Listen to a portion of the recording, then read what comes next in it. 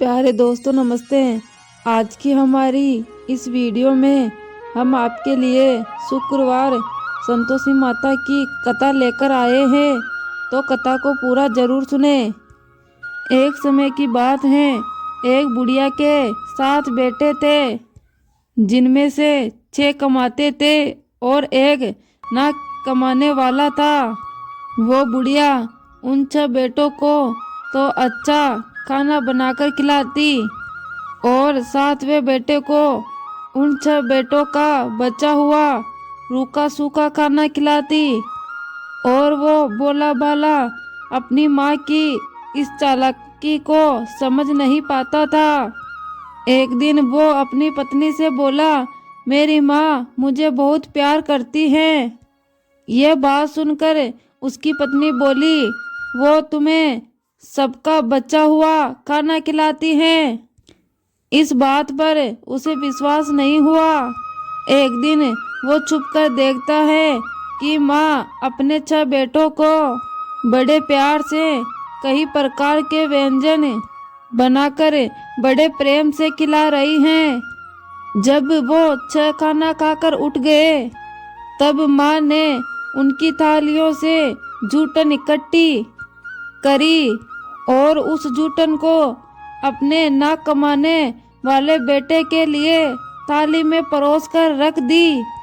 जब वो घर आया तो माँ ने अपने सबसे छोटे लड़के से बोला, खाना खा ले। वो बोला, माँ मैं भोजन नहीं करूँगा, मैं तो परदेश जा रहा हूँ।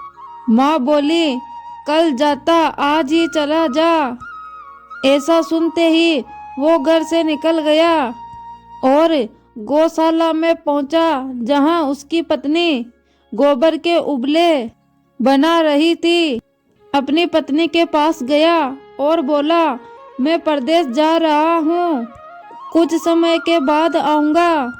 तुम संतोष से रहना और अपने धर्म का पालन करना। ये बात सुनकर उसकी पत्नी बोली, स्वामी जी आप आनंद से जाइए, आप मेरी चिंता मत कीजिए, मैं तो राम भरोसे यहाँ रह लूंगी। ईश्वर आपकी सहायता करे, आप अपनी कोई निशानी मुझे दे दीजिए, जिसे देखकर मैं धीरज करती रहूंगी। इस पर वो बोला, मेरे पास इस अंगूठी के सिवा कुछ भी नहीं है, तुम ये रख लो और मुझे भी अपनी कोई निशानी दे दो। वो बोली, मेरे पास तो कुछ भी नहीं है, बस ये गोबर से भरे हाथ है। ये कहकर उसने अपने पति की पीठ पर गोबर के हाथ की थाप मार दी। वो वहां से चल दिया। चलते चलते दूर कहीं नगर में पहुंचा और एक व्यापारी की दुकान पर जाकर बोला, भाई मुझे नौकरी पर रख लो। व्यापारी को नौकर की भी जरूरत थी। व्यापारी बोला, ठीक है, लेकिन तनख्वाह तुम्हारा काम देखकर ही बताऊंगा। अब वो वहीं रहने लगा। सुबह से 7 बजे से रात के 9 बजे तक नौकरी करने लगा। थोड़े ही दिनों में वो व्यापारी का लेन देन और सारा हिसाब किताब संभालने लगा और कुछ ही समय में सेठ जी ने उसे आधे हिस्से का व्यापारी बना दिया। वो 12 वर्षों में नामी सेठ बन गया और इधर इसकी पत्नी को सास और जेठानियां बड़ा दुख देने लगी। उसे लकड़ियां लेने जंगल में भेजती, भूसे की रोटी देती, फूटे नारियल में पानी देती। वो बड़े कष्टों से अपना जीवन बिता रही थी। एक दिन जब वो लकड़ियां लेने जा रही थी, तब रास्ते में देखा कि एक मंदिर में कुछ महिलाएं व्रत कर रही है और कथा सुन रही हैं। तो वो पूछने लगी, ये क्या व्रत कर रही हो, इसे करने से क्या होता है और इस व्रत को कैसे करते हैं। तब एक स्त्री बोली, ये संतोषी माता का व्रत है, इसे करने से मनवांछित फल प्राप्त होता है। गरीबी और मन की चिंताएं, कलंक, रोग आदि सभी नष्ट हो जाते हैं। संतान सुख, धन, शांति और मन पसंद वर मिलता है और दूर गए पति के दर्शन होते हैं। उन्होंने उसे व्रत की सारी विधि बता दी। उसने जंगल से लाई सभी लकड़ियों को रास्ते में ही बेच दिया और उन पैसों से गुड़ और चना खरीद लिया और व्रत की तैयारी कर संतोषी माता के मंदिर में पहुंची और माता से विनती करने लगी, माँ, मैं अज्ञानी हूँ और जीवन में बहुत दुखी हूँ। माँ, मैं आपकी शरण में हूँ, मेरा दुख दूर करो माँ। अब वो भी हर शुक्रवार ऐसा ही करती। एक दिन माता को उस पर दया आ गई।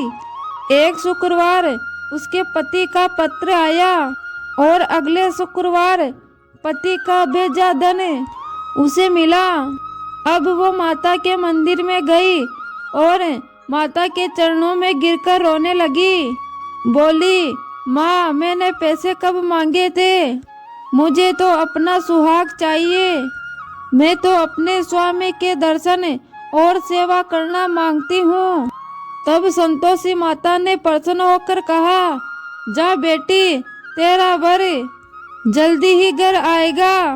वो प्रसन्न होकर घर गई और काम काज में लग गई और उधर संतोषी माता ने उसके पति के सपने में जाकर अपनी पत्नी की याद दिलाई और साथ में घर जाने को कहा। वो बोला, माँ, मैं घर कैसे जाऊं? परदेश की बात है, लेन देन के कई हिसाब बाकी है। माँ बोली, सवेरे उठकर मेरा नाम लेकर घी का दीपक जलाना और फिर दुकान पर बैठना। सवेरे उठकर उसने वैसा ही किया।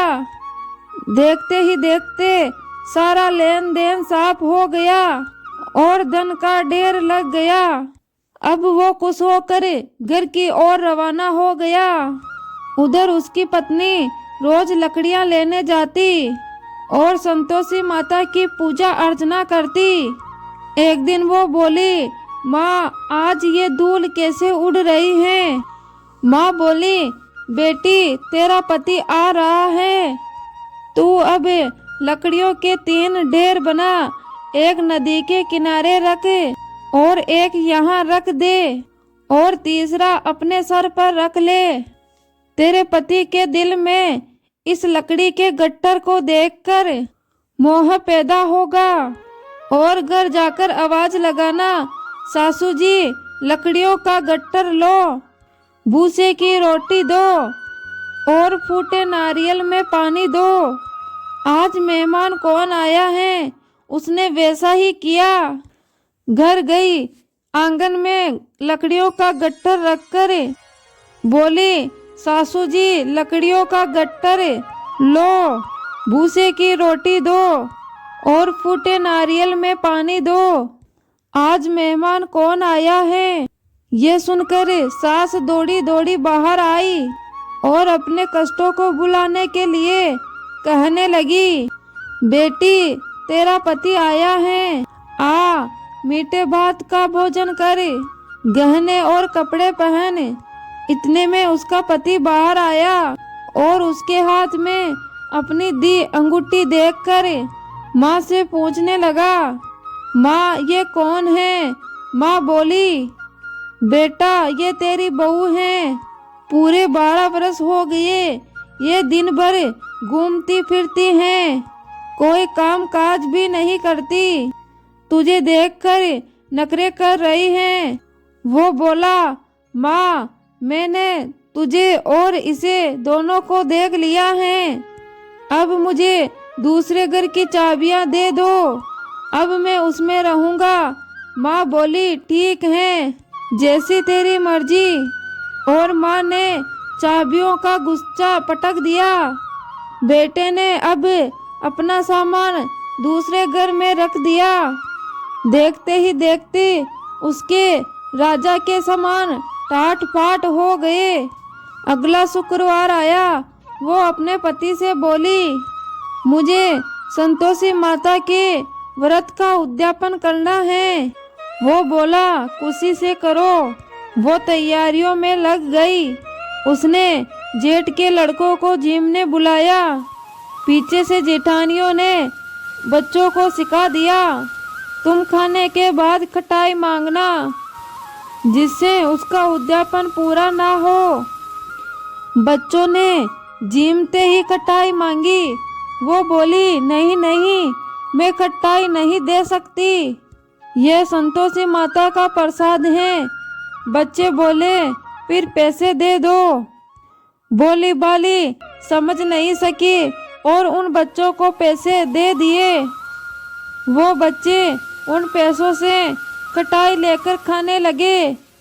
इस पर संतोषी माता क्रोधित हो गई। राजा के दूत उसके पति को पकड़कर ले गए।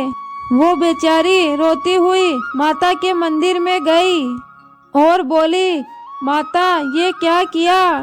माता बोली, मुझे दुख है पुत्री, तूने अभिमान करके मेरा व्रत तोड़ा है और इतनी जल्दी सब भूल गई। वो बोली, माता मैंने तो कुछ भी गलत नहीं किया, मैंने भूल से लड़कों को पैसे दे दिए, मुझे क्षमा करो माँ, मैं दोबारा तुम्हारा उद्यापन करूँगी। माता बोली, जा, तेरा पति रास्ते में आता हुआ मिलेगा। वो चली गई। रास्ते में उसे उसका पति आता हुआ दिखाई दिया। उसके पूछने पर बोला, राजा ने मुझे मिलने के लिए बुलाया था। अगले शुक्रवार फिर उसने उद्यापन किया। जेठ के लड़कों को बुलवाया। जेठानियों ने फिर से अपने बच्चों को सिखा दिया। बच्चे खाना खाने से पहले बोले, खटाई मिलेगी। वो बोली, खटाई नहीं मिलेगी। अब उसने ब्राह्मण के लड़कों को बुलाकर भोजन करवाया और साथ में दक्षिणा भी दी। संतोषी माता अब उसे प्रसन्न हो गई और 9 महीने बाद ही उसके पुत्र रतन की प्राप्ति हुई। अब वो अपने पुत्र को लेकर रोजाना मंदिर जाने लगी। एक दिन संतोषी माता ने सोचा, ये रोज यहाँ आती है, आज मैं इसके घर जाकर इसका ससुराल देखती हूँ। ये सोचकर संतोषी माता ने भयानक रूप धारण किया। गुड़ व चने से सना मुख, सूंड के समान होठ, जिन पर मक्खियाँ बिन बिना रही थी, ऐसी सूरत में वो उसके घर गई। दहली पे पांव रखते ही उसकी सास बोली, देखो कोई डाकन आ रही है, उसे भगाओ वरना वो किसी को खा जाएगी। सब घर वाले भागकर घर के दरवाजे और खिड़कियां बंद करने लगे। तभी उसने ऊपर की खिड़की से देखा तो वहीं से चिल्लाने लगी, आज मेरी माता मेरे घर आई है, आज मेरी माता मेरे घर आई है। उसकी सास बोली, पगली किसे देखकर उतावली हो रही है, अपने बच्चे को भी पटक दिया। बहू बोली, माता जी, मैं जिस संतोषी माता का व्रत करती हूँ, ये वही माता है। ऐसा कहकर उसने सारी खिड़कियाँ और दरवाजे खोल दिए। सबने संतोषी माता के चरण पकड़ लिए और विनती करके कहने लगे, हे माता, हम मूर्ख हैं, अज्ञानी हैं, पापी हैं, दुष्ट हैं, आपके व्रत की विधि हम नहीं जानते। आपके व्रत को भंग करके हमने बहुत बड़ा अपराध किया है। हे जगत माता, हमारा अपराध क्षमा करे। ये बात सुनकर माता बहुत ही खुश हुई। हे संतोषी माता, आपने जिस प्रकार बहू को फल दिया, वैसा ही इस संसार में सबको देना। तो प्यारे दोस्तों, आपको ये कथा कैसी लगी कमेंट बॉक्स में कमेंट करके ज़रूर बताना। धन्यवाद।